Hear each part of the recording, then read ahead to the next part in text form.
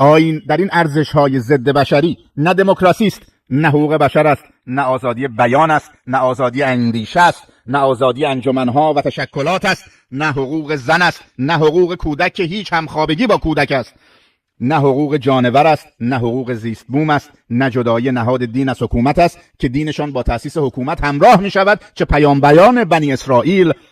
جزو شاهان بنی اسرائیلند و چه پیامبر اسلام که نخستین کارش تشکیل حکومت بود.